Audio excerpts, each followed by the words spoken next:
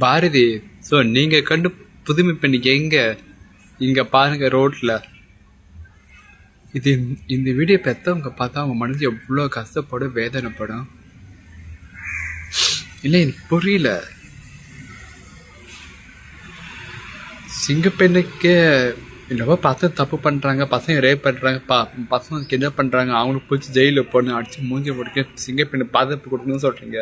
ஆனால் இந்த மாதிரி பெண்களுக்கு பார்த்தா பசங்களே எவ்வளோ பரவாயில்ல போல, பசங்களே மிஞ்சிட்டாங்க போல. இந்த மாதிரி பொண்ணுங்களை பார்த்தா நடு ரோட்டில் பெட்ரோல் ஊற்றி கொடுத்துணும். வர்ற வெறிக்கு கொலை பண்ண கூட ஆத்தம் தீராது. சித்திரை பண்ணி கொடுமை பண்ணி கொடூரமாக அடித்து சாப்பிடிக்கணும் 2 பேர்லாம். ஆனால் இதோட பத்தாது, இதுக்கு ஏதாவது முற்றுப்புள்ளி வைக்கணும். இல்லைன்னா வச்சுக்க மேலே மேலே இப்படி தான் வந்துட்டு இருப்பாங்க. அது ஒன்றும் இல்லை, பெற்றவங்க வளர்ப்பு சரியில்லை. அதான் இந்த மாதிரி பைத்தியமாக பண்ணுதுங்க.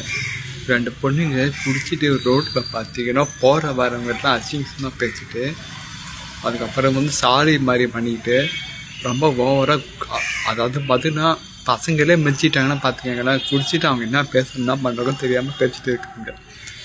இதுவே பசங்களை பண்ணியிருந்தா மட்டும் அடித்து உடச்சி மூஞ்சி உடச்சி பெருசாக நியூஸில் செய்தியில் பெருசாக பண்ணியிருப்பேன். இதே பொண்ணுங்கிற மட்டும் எது ஸ்டெப் எடுக்க மாட்டிங்களா? இவங்க ஒன்றும் அடித்தாலும் திட்டினாலும் எதுவுமே பண்ண முடியாது. இவங்க 2 பேர் நிற்க வச்சு இழுத்து வச்சு அர்த்தணும். ஹலோ நான் தப்பாக பேசல, நான் சொல்கிறது நாடு நரம்ப சொல்கிறேன். அப்போ தான் இந்த மாதிரி தப்பு எப்பவுமே நடக்காது.